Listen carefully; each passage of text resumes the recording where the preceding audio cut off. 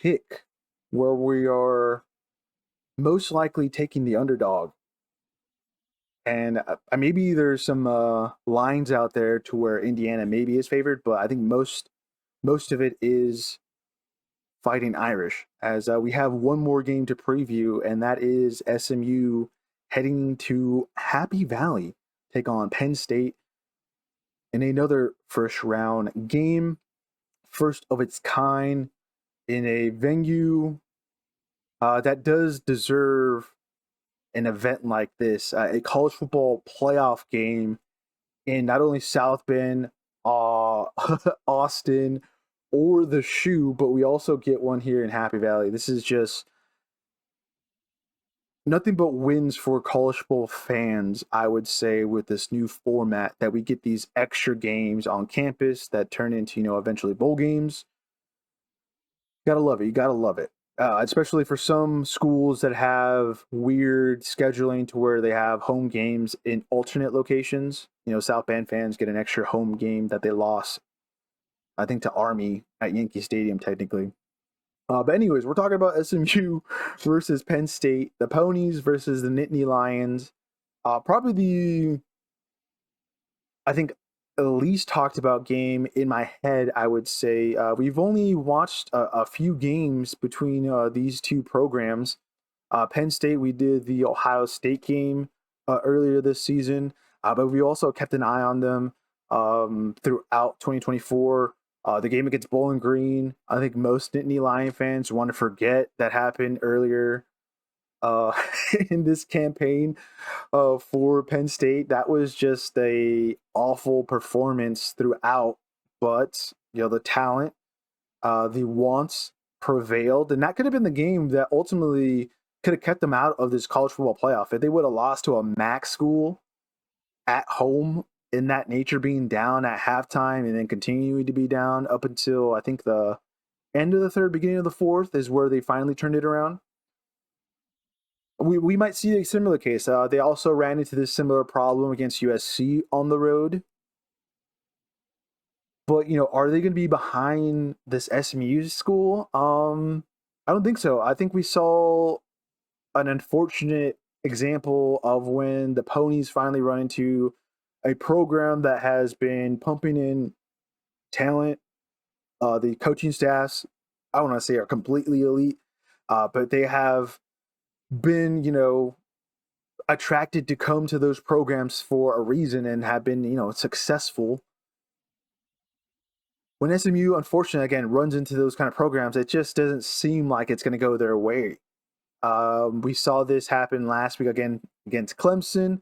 I would say even in the game last season in their finale in the Fenway Wasabi Bowl against Boston College, they also fell short. And that's what we're thinking. This one's going to be a bit of the nail biter, the one where, man, is Penn State not going to be playing Boise in the Fiesta Bowl kind of moment? Maybe there in the fourth quarter, Jennings has a possible game-winning drive scenario that I can envision Penn State fans, holding on for dear life in their hopes again to making it to the next round. Another nail biter at home that they have to witness. But yeah, I think the defense is going to deliver this. The edge rush is probably going to be the again difference. You got Carter there in company. And then the offensive line, I think, is going to be able to do the job in the rushing department here on being extra physical, even though SMU has done pretty all right for themselves. They have made it a habit to make it real hard to score on them. I know they didn't do a very good job of it last week against Clemson because they were down like 21-7 to begin that game. Here, I don't think it's going to be a thing. I think going into this, they're going to be well prepared. They have to, as they're kind of the really last ones in and allowing Alabama to stay at home and watch these games and play Michigan in that whatever bowl game they'll be participating in. But here, man, it just I can't really make a good case for the Ponies. They I've had an impressive season. They beat Louisville. They've beaten Florida State, who had a very disappointing 2024.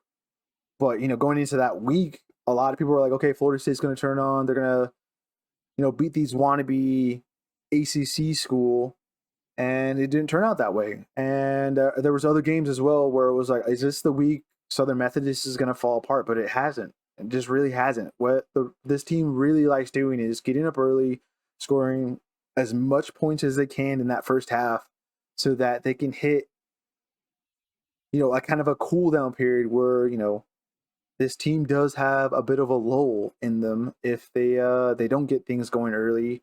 Um, they're gonna have a bad time, and they've only had a bad time 2 times this year so far. That was against BYU and Clemson, so they're pretty decent programs, I would say, here in 2024.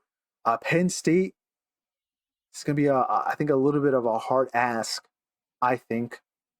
Um, and yeah, we're gonna go Nittany Lions again, winning by maybe less than a possession, full possession of like 7 points is kind of what we're feeling. Maybe like a 6 point lead or some kind of 5 point weird odd number that's not usual is the way the Nittany Lions probably get out of this one alive. As that has been our preview